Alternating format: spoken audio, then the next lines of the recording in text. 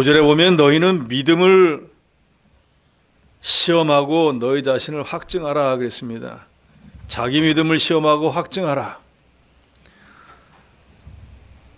사도 바울은 12장에서 자신의 영적 체험, 즉 거짓 사도들이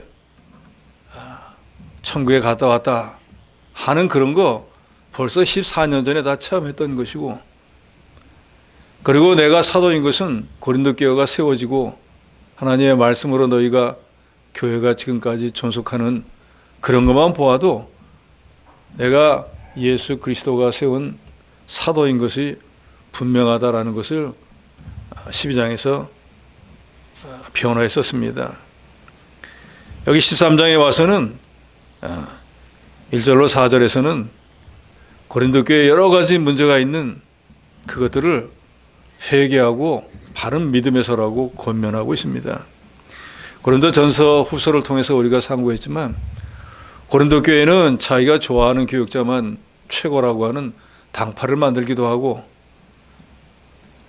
계모를 갖다가 자기 아내로 취하는 음행죄를 저지르기도 하고, 성도들 간의 불신 법정에 가서 자기 유익 때문에 송사를 하는 법정 송사의 문제도 있었고, 믿는다 하면서도 아직도 우상을 버리지 못해서 우상 제물을 먹는 문제도 있었고, 또 여자들이 머리에 수건을 쓰느냐 안 쓰느냐, 성찬, 성령의 은사, 부활, 헌금, 뭐 여러 가지 기존 시대에 있는 그런 문제들이 잡다하게 있던 그런 교회였습니다. 그래서 바울은 고린도 전서 또 고린도 후서를 통해서 그리스도 안에서 정말로 그리스도 구속의 은혜를 깨닫고 그리스도의 명령대로 형제를 사랑한다고 하면 그런 모든 문제들이 다 해결될 것인데, 그렇지 못하고 분쟁과 싸움과 다툼이 있는 고린도 교회에 어찌하든지 그 문제를 영적으로 잘 해결될 수 있도록 고린도 전서 또 이 고린도 후서 편지를 보내어서 뭘 잘못하고 있는지, 뭐가 그릇된 길로 가고 있는지를 지적하고, 또 여기 고린도 후서에는 특별히 자기가 자칭 사도라고 하는 거짓 사도들의 미혹에 빠져서 또 그 사람들의 의견에 동조해서 바울은 진짜 사도가 아니다 하고 교회에서 분란을 일으키는 그런 사람들에게 여기 13장의 2절에 보면은 이제 바로 사도 바울이 세 번째로 방문할 예정으로 있는데 그때까지 회개하지 않으면은 이제는 2절 하반절에 보면 모든 사람에게 미리 말하노니 내가 다시 가면 용서하지 아니하리라 그랬습니다. 그러니까 바울이 고린도 전서 또 고린도 후서를 고린도 교회에 써서 보낸 이유는 제일 중요한 건 고린도 교회와 고린도 교인들을 사랑해서요. 그래서 책망하는 이유도 그 사람들을 책망해가지고 교회에서 내쫓으려는 것이 아니고, 어쩌든지 그릇된 신앙으로 그릇된 길로 갔던 사람들을 말씀으로 다시 권면해서 처음 복음을 받아들일 때 그 옛사랑을 회복하고 바른 신앙에 서서 신앙생활을 하라 하는 것이 사도 바울의 목적이었습니다.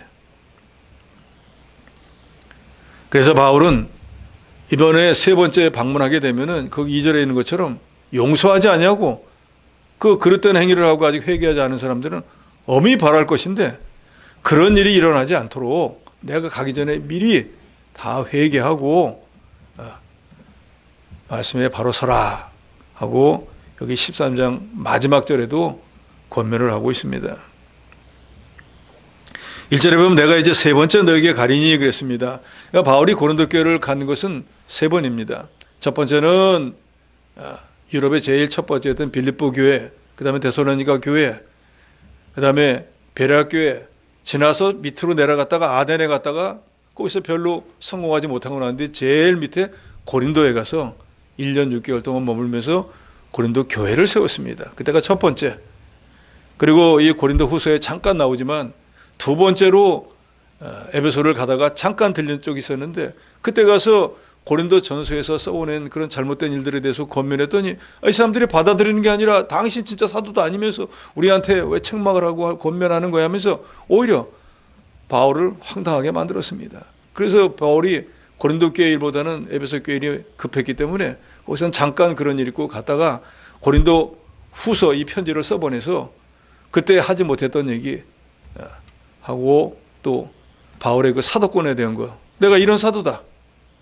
너희에게 지금 내가 사도가 아니라고 미혹하는 자들은 예배당 안에 앉아가지고 자기들이 추천서를 받았느니 자기들이 진짜 사도니 바울은 이 교회를 통째로 차지하려고 유혹도 받지 않은 그런 사람이라고 한때 너희가 그의 미혹을 받고 있는데, 바울이 12장에 또 말하지 않습니까?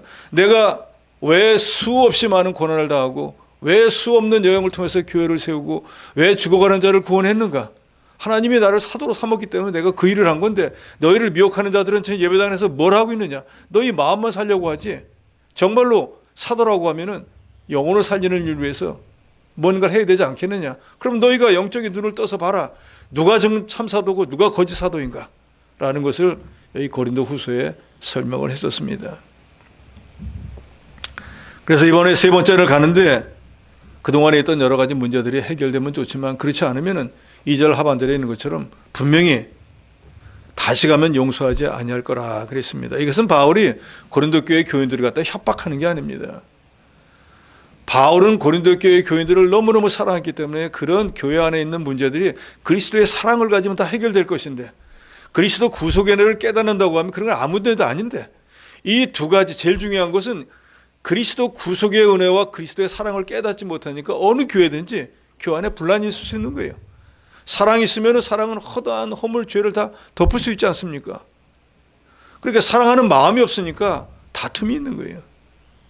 그 다음에 직분이나 여러 가지 관련된 문제는 주께서 나를 구원해주신 그 구속의 은혜를 깨달으면 주님이 나를 청소부로 하든 뭐 식당에 뭐 봉사를 하는 사람을 하든 아니면 무슨 재정을 맡기든 뭐 무슨 어떤 일을 하든 그 일의 가치에 따른 것이 아니고 내가 하나님의 구속의 은혜를 받고 이런 하나님의 일에 쓰임받는다, 그것으로 무슨 일, 어떤 은사를 받았느냐의 자랑이 아니라 일에 쓰임받는 그것만 가지고도 불평 불만 없이 하나님의 일을 할 수 있는 것입니다.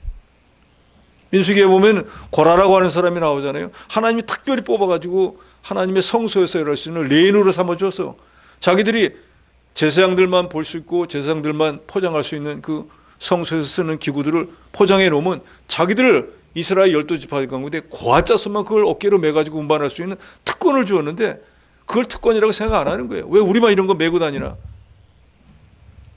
그래서 그 사람들의 결과가 어떻게 됩니까? 땅에 상킴을 당해서 멸망해버리고 말았어요.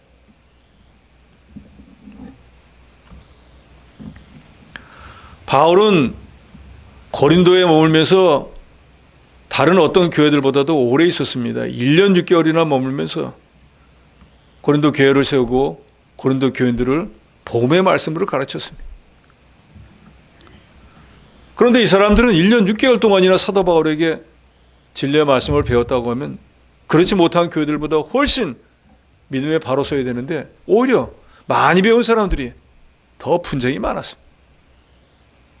지난주에 우리가 상고했지만 데살로니가 교회는 겨우 세 안식일 3주밖에는 배우지 못했는데 그 사람들은 3주 배우는데도 사도 바울의 말을 갖다가 하나님의 말씀을 그대로 받아서 이 말씀대로 순종하지 않으면 우린 죽는다 하니까 그 말씀 그대로 만들어지니까 그 말씀이 그 사람들 속에서 역사를 해서 정말로 믿는 사람들은 이렇구나 하는 믿음의 역사가 주변 사람들이 볼 때 알 수 있었다 그랬잖아요. 주께서 주신 우리에게 유일한 계명인 사랑하라는 계명을 정말로 사랑을 하니까 사랑의 수고가 드러나는 교회가 되었고, 내가 다시 올 거다 하는 재림 말씀을 그대로 믿고 고난과 핍박과 여러 가지 환란이 있을 때도 그 재림의 소망을 붙잡고 자기 믿음을 변하지 않았기 때문에 소망의 인내가 있는 아가야, 마게도냐 온 지역에서 소문난 교회가 됐다 그랬습니다. 그러니까 데살로니가 교회도 사도 바울이 세웠고 고린도 교회도 사도 바울이 세웠을 때 두 교회가 다 믿음이 자라나서 하나님 앞에 영광을 돌리고 있었으면 마음이 사도 바울이 자기가 세운 교회 교인들의 영적 성장을 보고 교회 성장을 보면 얼마나 좋았겠어요. 그러니까 데살로니가 교회 같은 경우에는 겨우 석주밖에 안 가르쳤는데도 들리는 소문이 참 그런 믿음의 역사, 사랑의 수고, 믿음의 소망의 인내가 있는 그런 교회라고 하니까 너무너무 마음이 좋았겠잖아요. 야, 나 겨우 석주밖에 못 그렇게 해서도 이 사람들이 이렇게 믿음 생활을 성실하게 잘하고 있구나. 그런데 1년 6개월 동안 공을 들여 가리킨 그 교회는 싸우고 다투고 교회에서 일어나지 말아야 될 그런 일들이 일어나고 있었다고 할 때 사도 바울의 마음은 어떻겠어요? 너무너무 안타까웠겠잖아요. 이 사람들은 데살로니가 교회 교인들보다 더 믿음이 자라나야 되는데 어떻게 이거 반대가 되었을까 하니까 너무너무 마음이 아파서 편지를 2번이나 길게 써서 보내잖아요. 데살로니가 전서 후서는 똑같이 편지가 2통이지만 이 고린도 전후서보다 훨씬 짧습니다. 잘하는 사람에게는 잔소리 오래 할 필요가 없겠죠. 잘 못하니까. 그런데 그걸 받아들이는 고린도 교인들은 우리가 뭘 잘못했다고 이렇게 시콜콜한 것까지 다 하는가라고 오히려 믿음이 없는 사람은 그렇게 받아들이는 거예요. 바울은 그렇게 말하잖아요. 만약에 그 부모가 자기 자녀를 사랑하지 않으면 책망하지도 않고 권면하지도 않는 것처럼 히브리서에 있는 말처럼 하나님이 정말로 사랑하는 자녀인 증거는 책망하는 거예요. 매를 때리는 거예요. 채찍질하는 거예요. 그러니까 이 고린도 전후서가 이렇게 긴 걸 보면은 사도 바울이 정말로 고린도 교회를 너무너무 사랑했다는 증거가 되는 거예요. 그런데 그 사랑을 깨닫지 못한 건 고린도 교회 교인들 뿐이었습니다.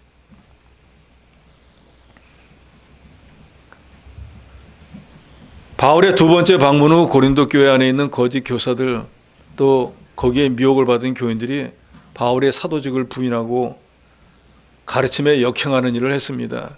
그래서 이 고린도 후서는 그런 여러 가지를 감안해서 바울 자신에 대한 그 오해를 풀게 하기 위해서 사도직을 변호하기도 하고 바울이 자랑은 그리스도만 자랑해야 되는데 그 거짓선자들이 자기들이 무슨 추천서 받았다 자기들이 뭘 했다 하는 자랑을 하니까 나도 그 사람들과 똑같이 한번 자랑을 하겠다 해서 복음을 위해서 주를 위해서 어떤 수고를 했는가를 일부러 고린도 교인들에게 깨달으라고 자랑을 하기도 했습니다.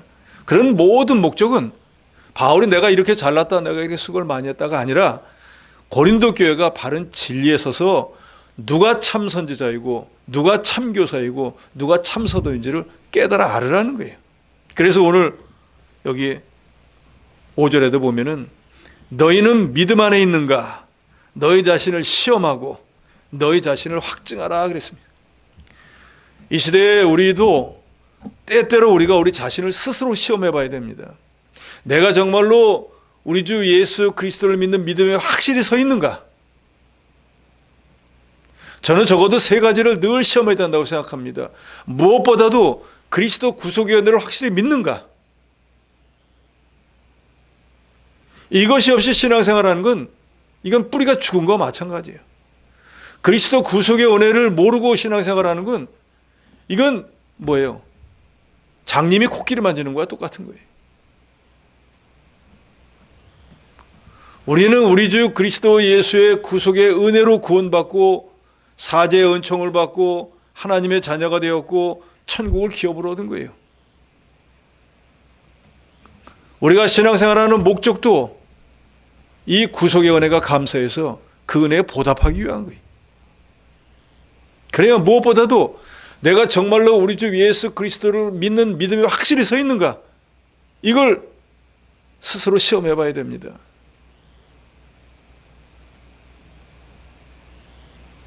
저는 공예배를 드릴 때마다 사도신경 신앙 고백을 합니다. 신앙 고백은 뭐예요? 나는 이런 성부, 이런 성자, 이런 성령을 믿는다는 거예요. 즉 삼위일체 하나님을 믿는 그걸 내가 고백을 하는 거예요. 이런 분께 예배를 드립니다. 이런 분께 찬양을 합니다. 이런 분께 기도를 드립니다. 내 기도를 받고 내 찬양을 받고 내 예배를 받은 분이 어떤 분인지를 알고 드려야 되는데 무언지도 모르고 그냥 드린다고 하면 이건 마치 배가 방향 없이 가는 거와 같지 않겠습니까? 예배를 드리면은 무조건 형식적으로 신앙 고백을 해야 된다. 그게 아닙니다. 우리가 짧은 예배를 드리든 긴 예배를 드리든 그 예배를 받으시는 분이 누구인지를 알고 그분에게 예배를 드려야죠. 그게 바로 구속의 은혜를 깨달아야 됩니다. 그러면은 이 구속의 은혜를 깨달으면 어떤 현상이 일어납니까? 무화과 나무에 잎에 열매가 없든지 포도나무에 열매가 없든지 밭에 식물이 없든지 우리의 양이 없든지 외양간에 안에 소가 없든지 염려 근심 걱정 안 합니다.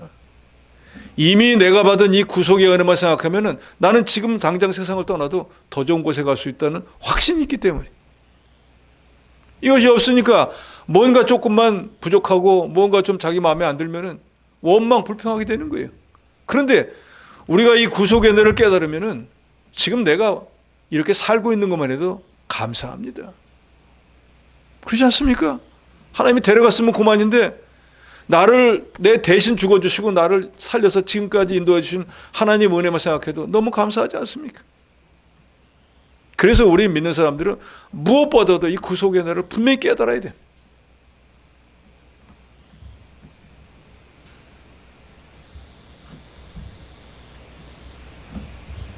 이 구속의 은혜를 깨닫는다고 하면은 두 번째는 이 고린도서에서 사도 바울이 분명히 말했지 않습니까? 먹든지 마시든지 무엇을 하든지 주의 영광을 위해서 하라. 우리를 구원하신 우리 주 예수 그리스도의 영광을 위해서 사는 사람이 되어야 됩니다. 그것은 예수 믿기 이전에는 나를 위해서 살았지만 예수를 믿고 난 뒤에는 예수께서 나를 피로 값주고 사셔서 나의 주인이 되셨기 때문에 나는 그 주인을 기쁘게 하고 그 주인에게 영광을 돌리는 삶을 사는 그런 사람으로 변화되어야 된다는 거예요. 그러려면은 내가 누구의 은혜로 구원받은지를 알아야 된다 그 말이에요. 알았으니까 그분이 나를 위해서 이런 희생을 해주셨으니까 나도 그분을 위해서 살아야지. 그게 바로 주의 영광을 위해서 사는 거예요. 그리고 세 번째는 그 주님이 우리에게 말씀한 걸 지키려고 애써야 되죠. 주의 말씀이 무엇이 되었든지. 그렇지만 우리에게는 신약시대에 딱 한 가지만 주셨으니까 내가 너희들에게 이 사랑의 본을 보인 것처럼 너희도 서로 사랑하라. 사랑하는 자가 되어야 됩니다. 그래서 고린도전서 13장에는 우리가 사랑장이라고 하지 않습니까? 내 몸을 불사는 자리에 내준다고 할지라도 그리스도의 사랑이 없으면 그리스도처럼 우리 영혼을 사랑하는 마음이 없이 남에게 아무리 내 생명을 갖다 바쳐도 그거는 울리는 꽹과리 소리밖에 안 나고 아무 가치가 없다 그 말이에요. 우리가 구제를 하든 기도를 하든 봉사를 하든 뭘 하든 그리스도의 사랑을 깨닫고 그 사랑을 실천하기 위해서 그런 행위를 할 때 그게 주님 앞에 영광이 되고 그게 가치가 있다는 것입니다. 이 세 가지는 같이 맞물려 있는 거예요. 그리스도 구속의 은혜를 깨달아야지 주님의 영광을 위해서 살 것이고 주님께서 말한 그 사랑을 실천하는 자가 된다 그 말이에요. 그러니까 우리가 때때로 이 세 가지를 내가 정말 실천하고 있는가? 내가 정말 그리스도 구속의 은혜를 확실히 믿고 있나? 내가 주님께 영광을 돌리는 삶을 살고 있는가? 주의 말씀대로 정말로 이웃을 사랑하고 있는가? 시시때때로 자기 자신을 시험해 봐야 된다 그 말이에요. 그런데 고린도 교인들은 이게 부족했어요. 정말로 그리스도 구속의 은혜를 깨달았다고 하면은 누가 말씀을 가르쳐줘도 하나님이 세운 종이 말씀을 가르쳐준다 하고 마치 데살로니가 교인들처럼 바울이 하나님이 아니고 하나님이 바울을 보내서 자기에게 그 입을 통해서 하나님의 말씀을 이렇게 주신다고 하니까 그 사람들이 그 믿음이 3주밖에 안 배웠어도 믿음의 역사가 있었던 것처럼 아볼로에게 배우든 사도 바울에게 배우든 게바에게 배우든 하나님이 우리를 위해서 보내주셨다라고 말씀을 받았다고 하면 나 게바가 최고야 바울이 최고야 하고 싸울 이유가 하나도 없다는 거예요. 그리스도 구속의 은혜를 깨닫지 못하니까 자기 마음의 인간적인 생각으로 바울이 최고야 게바가 최고야 하고 서로 자기가 좋아하는 사람만 가지고 당파 싸움이 일어났다 그 말이에요. 그러니까 근본적인 것을 모르니까 인간적인 면으로 갈 수밖에 없다 그 말이에요. 우리는 이제 세상과 죄를 멀리하고 그리스도의 말씀으로 이제는 점점 거룩하고 영적인 사람으로 변화가 되어야 됩니다. 육신적인 생각을 이제 버려야 돼요. 무슨 일을 하다가 뭐가 잘못되면 재수가 없다 운이 없다 남의 탓을 할 게 아니고 내가 하나님 말씀을 어긴 게 없는가 하고 영적으로 좀 생각을 해봐야 된다 그 말이에요. 믿은 지가 수십 년이 돼서 하나님 앞에 갈 때 다 됐는데도 아직도 재수가 없다 운이 없다 남의 탓만 한다 그러면은 심지 않고 거두는 게 어디 있습니까? 아니 땐 굴뚝에 연기가 날 수 있습니까? 내가 무언가를 잘못했기 때문에 일이 잘못된 거지 하나님은 공의 하나님이잖아요. 모든 걸 똑바로 하시는 분이에요. 우리 인간처럼 뭐 기울어진 게 없다 그 말이에요. 뭐 인정으로 기울고 혈연이니까 기울고 같은 학교니까 기울고 같은 동네니까 이런 게 없다 그 말이에요. 그러니까 저도 여러분들 예수 믿고 난 뒤로 뭔가 뭐가 잘못됐다 그러면 제일 먼저 자기 자신을 되돌아봐요. 남을 탓할 게 아니라 자식이 그릇된 길로 갈 때도 나는 안 그러는데 저 자식은 왜 그런가 할 게 아니라 내가 바로 못했으니까 나의 그릇된 면을 보고 자식이 저 길로 갔다라고 먼저 회개해야 됩니다.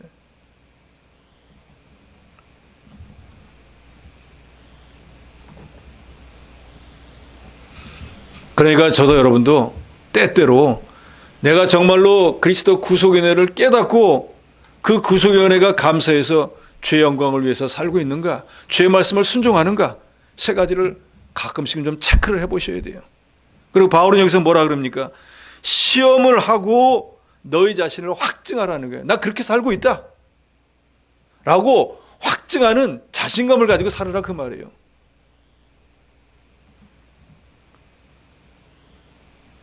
나는 내가 예수의 것이 된 게 세상에서 제일 감사한 일이다.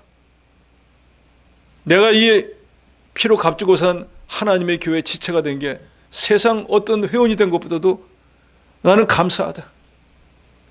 하나님이 내게 이러이런 직분과 은사를 주신 거, 세상에서는 내가 대접받지 못하고 얻었지 못했지만 하나님이 내게 이런 걸 주신 거, 특별한 나를 사랑하신 증거이고, 그래서 내가 주를 위해서, 복음을 위해서, 하나님의 교회를 위해서 내가 충성하고 봉사한다 하는 믿음의 확증이 있어야 된다 그 말이에요.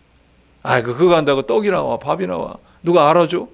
그런 한마디에 기가 쏠랑해가지고 그러네 누가 다 하겠지 하고 하던 일을 중단하는 어리석은 자가 되지 말라는 거예요. 나 같은 것을 어떻게 주님이 구원해 줬을까? 그리고 나를 이 하나님의 교회 이런 지체로 삼으시고 이런 직분과 은사를 주었을까? 나보다 잘난 사람이 세상에 넘치는데 그 사람들을 안 구원하고 왜 나를 구원하시고, 나보다 더 능력 있는 저 사람을 안 쓰고 왜 이 일에 나를 쓰셨을까? 애게게 하는 게 아니라 내가 아니면 이 일을 이 교회에서 맡을 사람이 없으니까 하나님이 내게 일을 맡기셨구나 하고, 누가 무슨 얘기를 하더라도 하나님이 내게 맡기신 일이야. 자부심을 가지고, 그리스도인이 되었다는 자부심, 하나님에게 지체가 됐다는 자부심, 하나님에게 내가 이런 직분과 은사를 가지고 봉사한다는 자부심으로 일을 해야 된다 그 말이에요. 이런 게 없으니까 누가 뭐라고 한마디만 하면은 기가 쏠랑해가지고 하던 것도 중단하고, 또 뭐가 자기 마음에 들면은 누가 말 안 해도 냄비가 끓듯이 들들 끓고 난리를 하다가 관둬 버리고 하는, 이래서는 안 된다 그 말이에요. 사도 바울에게 저는 사도행전이나 여러 성경을 통해서 특별히 배우는 건, 예수를 믿고 난 뒤에 이 사람은 뒤로 간 적이 없어요. 이거 우리가 배워야 돼요. 우리 신앙생활은 마라톤과 같습니다. 하나님 앞에 갈 때까지 쉴 수가 없어요. 꼬린 지점이 어디예요? 천국문이 꼬린 지점이. 거기 갈 때까지는 돌이키면 안 됩니다. 넘어져도 하나님 앞으로 넘어져야 돼요.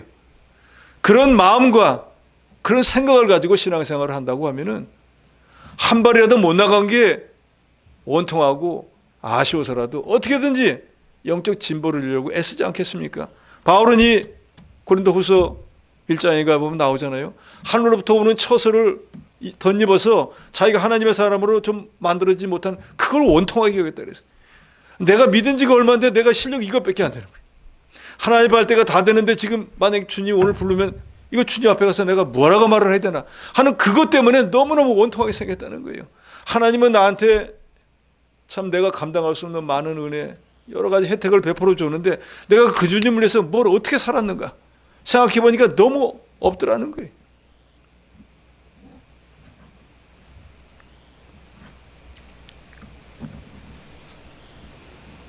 그러니까 우리가 믿음 안에 있는지, 믿음의 삶을 살고 있는지, 내 자신이 스스로 자기 자신을 돌아보고 다른 사람이 집사님 정도면, 권사님 정도면 대할 때 그 사람의 평가는 아무것도 아니라는 거예요.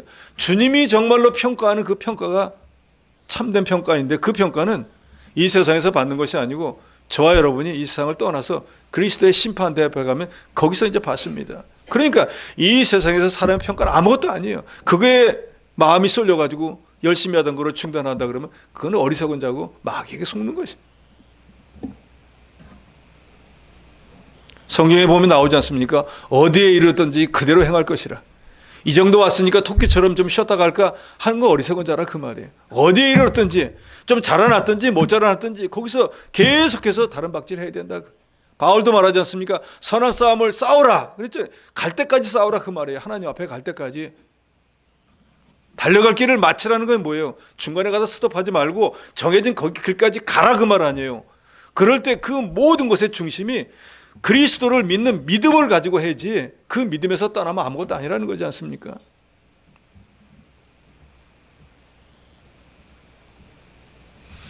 (93세의) 세상을 떠난 어느 집사님, 세상을 떠나기 바로 직전에 제가 신방을 갔습니다. 눈을 뜨지도 못하고 주여 주여만 부르고 있더라고요.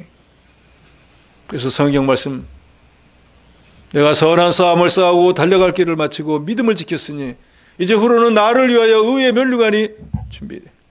나뿐만 아니라 나와 같이 이것 사모하는 모든 자에게니라. 지사님에게 하나님께서 분명히 면류관을 준비하시고 주님 앞에 섰을 때 칭찬을 주실 겁니다 했는데, 눈도 뜨지 못하고 있으면서 아멘 하더래요. 그러면서 입으로 웅얼웅얼해서 무슨 소린가 그랬더니, 우리 목사님이 목회 잘해서 성도들 영혼을 잘 살리고 해서 지금까지도 제 귀에 남습니다.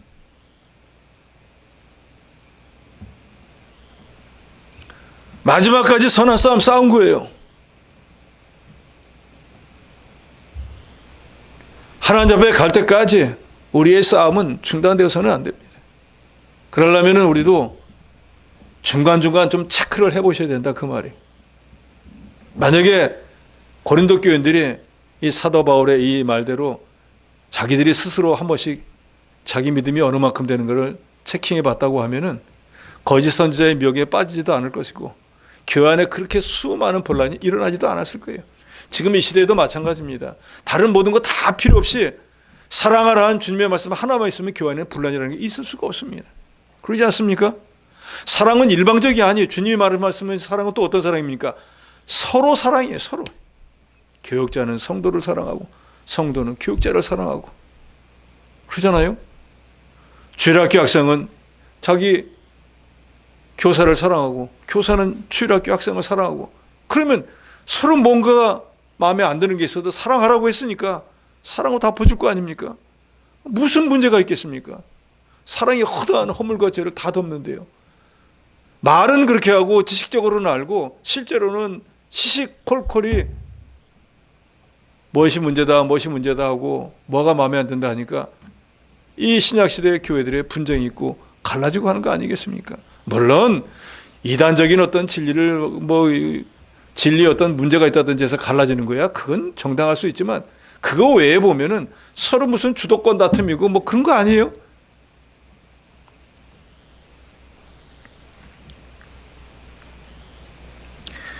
너희가 믿음 안에 있는가 너희 자신을 시험하고 너희 자신을 확증하라.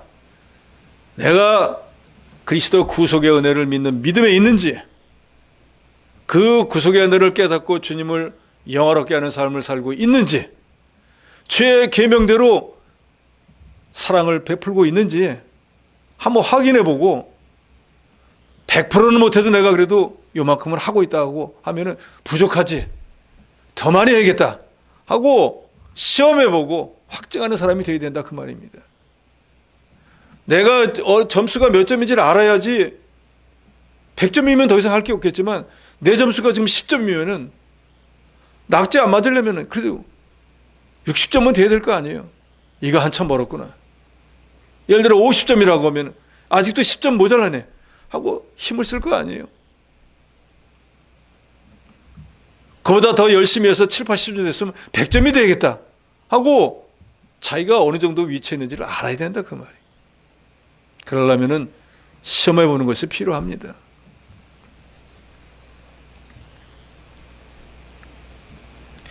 (5절) 중반절에 이런 말씀이 있습니다. 예수 그리스도께서 너희 안에 계신 줄을 너희가 스스로 알지 못하느냐.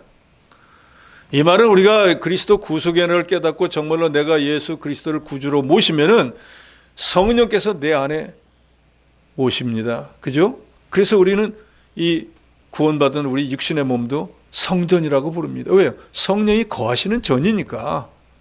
그러면은 그리스도께서 너희 안에 계신 줄을 너희가 스스로 알지 못하느냐. 그리스도께서 내 안에 계신다고 하면은 그리스도께서 항상 나를 어떻게 하실까요? 내 안에 계시니까. 너는 네 마음대로 살아라. 나는 내 마음대로 살겠다. 그렇게 하실까요? 그리스도가 나와 함께 계시니까 내가 그릇된 일을 하려고 하면 성령께서 그러면 안 되지. 그 옛적 일로 다시 돌아가면 안 되지. 애고로 가면 안 되지 하고 성령이 나를 분명히 권면하시고 책망하시고 바른 길로 인도하실 거라 그 말이에요. 그게 없다고 하면은 그 뒤에 뭐라고 합니까? 그렇지 않으면 너희는 버림받은 자니라. 성령이 계신데도 성령의 감동도 없고 감화도 안 시킨다는 건 이 사람에게는 말해봤자 소용없어. 이렇게 됐다 그 말이에요. 그 결국 버림받은 자와 같다 그 말이에요. 하나님께 버림받은 자가 세상에 제일 불쌍한 자잖아요. 아예 불신자는 하나님을 모르니까 버림받았다고 치더라도 자기 생각대로 살긴 한다지만 우리는 성령이 이 안에 계시면서도 내가 무슨 나쁜 짓을 해도 감동을 안 주는 거예요. 양심에 찔림을 안 주는 거예요. 그러니까 얼마나 불쌍한 사람이에요. 세상 사람들은 뭐라고 하겠어요? 저 사람이 권사래, 저 사람이 집사래, 교회 다닌대. 근데 저런 짓을 한데 이렇게 돼버린다 그 말이에요. 그런데 시편 기자는 뭐라고 합니까? 악인들의 형통을 보고 부러워했으면서 자기는 어떻다 그랬죠? 나는 분초마다 징책을 한다 그랬어요. 뭔가 요만한 거 한 가지만 잘못하려고 하면 하나님 매를 때려버리는 거예요. 왜요? 요만한 거 하나 잘못해도 그 죄값을 받으니까 그 길로 못 가게 하나님이 때리니까 너무너무 사랑하는 거죠 사실은.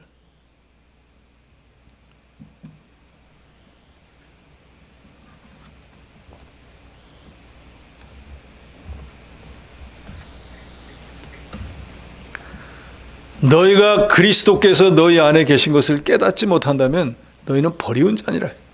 이 말은 우리가 항상 우리가 주님과 동행하고 성령이 우리 안에 계신 것을 깨닫고 그의 인도와 주장을 받는 사람이 되어야 된다는 걸 말하는 거예요. 이런 사람은 어떤 사람이에요? 그리스도 구속연을 깨달은 사람이라야 되는 거예요. 그렇지 않습니까? 그렇기 때문에 내가 그 주님을 위해서 주께 영광을 돌리고 주님을 기쁘시게 하는 삶을 살아야겠다는 마음이 있는 사람이라 그 말이에요. 그러니까 주의 말씀대로 사랑을 베풀려고 하는 그런 마음이 있으니까 그런 마음이 안 들면은 버리운 자라 그 말이에요. 나는 예수 믿은 지가 수십 년이 되는데 무슨 사랑이야. 나는 나만 잘 되면 돼 하는 이기심이 아직도 있다. 그러면 버리운 자라 그 말이에요. 왜요? 성령께서는 분명히 사랑할 수 있도록 마음을 감동 감화해 주셔야 되는데 왜 다른 성도는 한데 나는 그런 마음이 없냐 그 말이에요. 그거는 너는 백날 얘기해봐야 말을 안 들으니까 버리운 자다 그 말이에요. 지금 이 시대 때는 남에게 인정받지 못하고 왕따 당하는 게 제일 큰 그런 거 아닙니까? 하나님 앞에 왕따 당하는 거야 마찬가지인 거예요. 너한테 말해봐야 소용없어요. 감동을 안 주는 거예요. 사울이 그렇지 않습니까? 하나님의 말씀을 버려버리니까 자기가 왕이니까 뭐 권세가 있으니까 부하가 있으니까 내 마음대로 하겠다고 하니까 하나님이 그럼 너는 내 마음대로 해라 하고 감동을 안 주는 거예요. 사울이 하나님 안 믿는 사람이 아니잖아요. 예수 안 믿는 사람이 아니잖아요. 감동이 없다니까요. 꿈으로도 우림으로도 둔밈으로도 선지자로도 안 만나주는 거예요. 네가 싫다며. 하나님 떠나버렸다 그 말이에요. 저도 여러분도 이제 신앙생활 하다가 제일 갑갑할 때가 어때입니까? 영적 기근을 만날 때가 제일 갑갑한 거예요. 예? 육신적으로 좀 부족한 건 뭐 어떻게 할 수 있는데 이 영적인 문제는 영적으로 해결이 안 되면 하나님이 감동 감화 해결해 주지 않으면 인간의 힘으로는 어떻게 할 수가 없어요.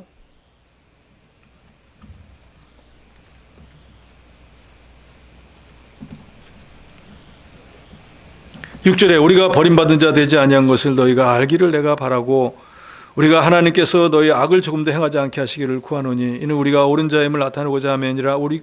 우리는 버림받은 자 같을지라도 너희는 선을 행하게 하고자 함이니라.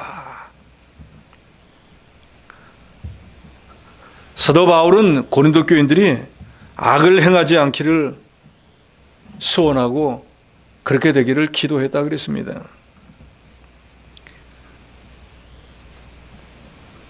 하나님께서 너희를 악을 조금도 행하지 않게 하기를, 그 말을 뒤집어서 얘기하면은 선을 행하기를 원한다 그 말이에요.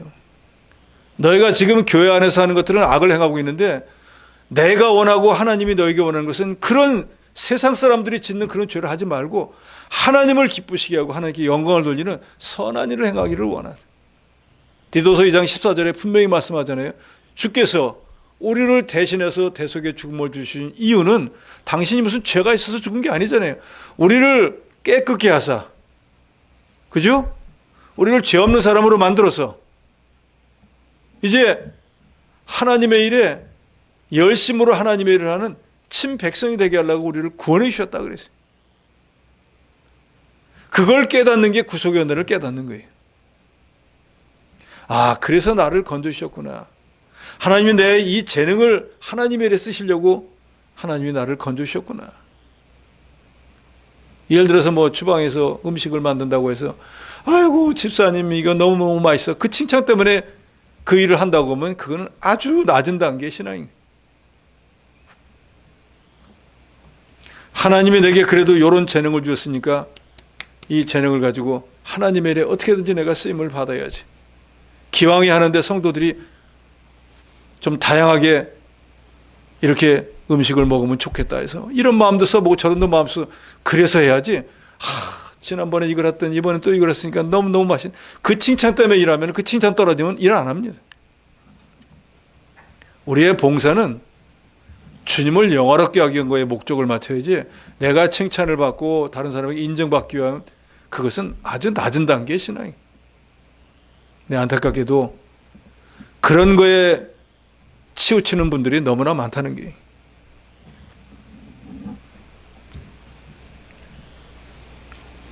8절에 우리는 진리를 거슬려 아무것도 할 수 없고 오직 진리를 위할 뿐이라 그랬습니다. 우리는 진리라고 하는 단어가 너무나 많은 뜻을 갖고 있지만 내가 곧 길이요 진리요 생명이니 했으니까 거기서 말하는 진리는 우리는 예수 그리스도가 진리입니다. 하나님의 말씀이 진리. 결국 하나님의 말씀이나 하나님은 똑같아요. 요한복음 1장 1절에 또 말씀하잖아요. 말씀이 계시니 그 말씀이 곧 하나님이라. 그러니까 예수님과 하나님의 말씀은 같은 거예요. 그게 바로 진리거든요. 그러니까 우리는 진리를 거슬려 아무것도 할 수 없다라고 하는 말은 공동번역은 이렇게 번역을 했네요. 우리는 진리에 어긋나는 일은 아무것도 할 수 없고 다만 진리에 맞는 일만 할 수 있습니다. 그러면 진리에 어긋나는 일, 진리에 맞는 일이라는 건 뭐예요? 진리를 이제 예수 그리스도라고 하면 우리는 예수 그리스도께서 원하는 일만 하고 예수님이 원하지 않는 일을 할 수 없습니다라는 말과 같습니다.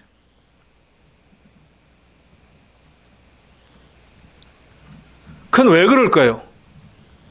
우리는 진리의 말씀인 복음을 믿어서 죄사함을 받았고 구원과 영생을 얻었기 때문에. 그러니까 우리가 구원받은 것도 진리의 말씀이고 우리가 살아가는 원동력도 이 진리의 말씀인 거예요. 그래서 말씀을 버리면 신자는 다 버린 거예요. 믿음이라는 것도 어디서 생깁니까? 그리스도의 말씀을 들으면서 생기잖아요. 그래서 그리스도의 말씀을 버린 사람은 믿음이 파손된 것과 같다 그러잖아요. 그러니까 이 시대에도 우리가 하나님의 말씀을 들어야 되는 이유가 바로 여기에 있는 거예요. 믿음이 생기려면 하나님 말씀을 들어야 되고 말씀을 버리는 사람은 믿음을 버린 자가 되는 거예요. 파산하게 되는 거예요. 끊임없이 말씀을 들어야 됩니다. 또 말씀은 성령의 검과 같아서 우리의 영적 싸움에 마귀와 대적해서 싸울 수 있는 유일한 무기가 됩니다. 그러니까 이 말씀은 우리에게 정말로 우리가 아는 지식적으로만 생명의 말씀, 은혜의 말씀, 진리의 말씀이 아니라 이 진리의 말씀은 정말로 우리 생명을 좌지우지하는 마귀와 싸워서 이길 수 있는 생명의 말씀인 것을 믿으셔야 됩니다. 그러면 이 말씀은 어디서 듣습니까? 우리가 예배를 통해서 듣잖아요. 그러니까 이 예배를 귀중히 여기게 되는 이유가 바로 여기에 있습니다. 우리 성도는 그렇기 때문에 진리이신 예수 그리스도 안에서 예수님을 높이고 예수님이 기뻐하는 일을 해야 됩니다. 그래서 우리가 사는 목적이 예수님을 기쁘시게 하려고 이런 일도 하고 저런 일도 하는 거 아닙니까? 우리가 주님 앞에 찬양을 한다. 세상에 유명한 성악가처럼 어떻게 합니까? 못하죠. 어떤 합창단들처럼 그렇게 꾀꼬리 같은 소리를 어떻게 하면 못하죠. 그런데 주님은 그런 꾀꼬리들을 기뻐하는 게 아니에요. 내가 주님의 은혜로 구원받았고 주님의 은혜로 살아가고 있으며 주님이 신이 목을 가지고 주님을 찬양할 수 있는 것이 하나님의 은혜인 걸 깨닫고 음치가 됐든 뭐이 됐든 간에 하나님 앞에 감사함으로 드리는 그 면을 보시는 것이 얼마나 곡조를 잘 맞추고 박자를 잘 맞추고 그게 아닙니다.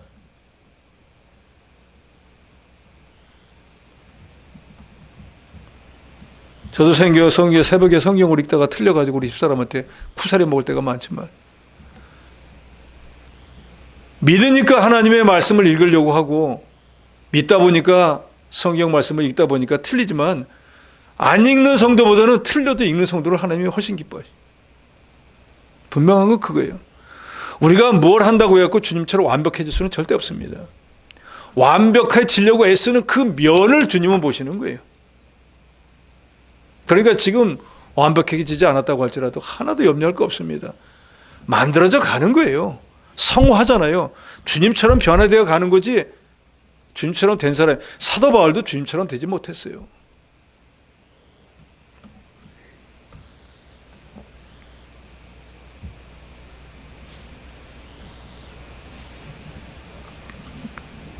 우리는 진리를 거슬려 아무것도 할 수 없고 오직 진리를 위할 것뿐입니다. 즉 진리를 위한다는 건 예수님을 위한다. 예수님께 영광을 돌리고 예수의 말씀대로만 산다라고 이해하면 좋습니다. 그러니까 우리는 진리의 말씀으로 구원받았기 때문에 그 진리의 말씀이 즉 예수가 세상의 어떤 것보다도 귀중하고 그 예수님을 위해서 살아야 되는 이유가 여기에 있는 거예요. 우리가 잘 부르는 찬송에 보면은 주 예수보다 더 귀한 것은 없네. 다 알지 않습니까? 그러나 정말로 우리 삶이 주 예수보다 더 귀한 것이 없는 삶을 살고 있느냐? 그게 문제 아닙니까? 주 예수보다 귀한 게 널렸잖아요. 돈이 주 예수보다 귀하잖아요. 권세가 주 예수보다 귀하잖아요. 자리가 주 예수보다 귀하잖아요. 정말로 주 예수를 그런 것보다 더 높여야 됩니다. 내 인생의 최고로 저도 여러분도 이렇게 예수 믿고 구원 얻었기에 하나님의 은혜잖아요. 예수가 최고인 줄로 믿으시기 바랍니다. 그 최고니까 그분을 좀 자랑해야죠. 사람들에게. 최고인데 자기 자랑을 하면서 주님 자랑을 안 한다. 그럼 문제가 있잖아요. 내가 주님보다 최고니까 나 자랑하는 거지. 정말로 주님이 최고면 나는 아무것도 아닌데 그분 비교하면 그분 자랑을 안 할 수 있겠느냐 그 말이에요. 그것을 정말로 깨닫는다고 하면 전도하라 마라 할 필요가 없습니다. 그러잖아요. 나 같은 것을 구원해 주시고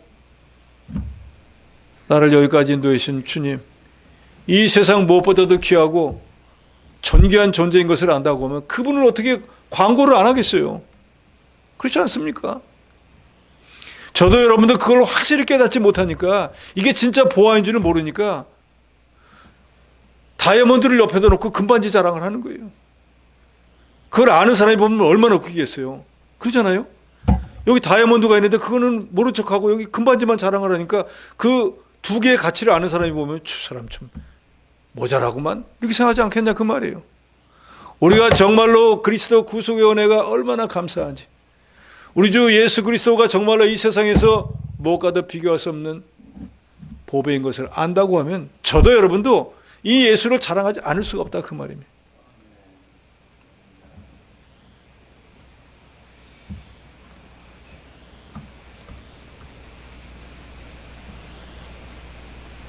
구절에 우리가 약할 때 너희가 강한 것을 기뻐하고 또 이것을 위하여 구하니 곧 너희가 온전하게 되는 것이라. 온전하게 된다. 그 앞에 보면은 선을 행하게 한다 하는 말과 같을 수 있습니다. 그러니까 지금 너희가 깨닫지 못해서 이런저런 여러 가지 범죄하고 있는데 그리스도 구속의 은혜를 깨닫고 주님께 영광을 돌리는 삶을 살며 주께서 사랑하시고 하는 말을 정말로 좀 시험해보고 그 말씀의 확증을 가지고 이제 너희가 선을 행하는 자가 되라. 그래서 이제는 점점 그리스도의 사람으로 점점 온전해져라.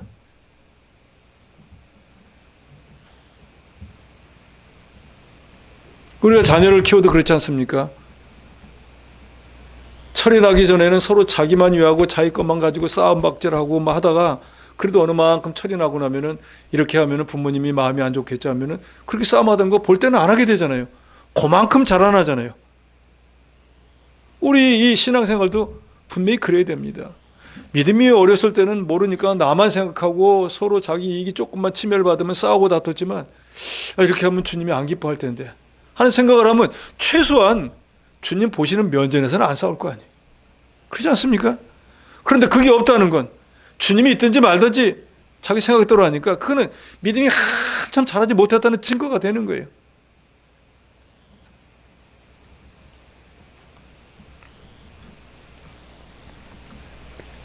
10절에 그러므로 내가 떠나 있을 때 이렇게 쓰는 것은 대면할 때 주께서 너희를 넘어뜨리려 하지 않고 세우려 하여 내게 주신 그 권한을 따라 엄하지 않게 하렵니다. 이 말은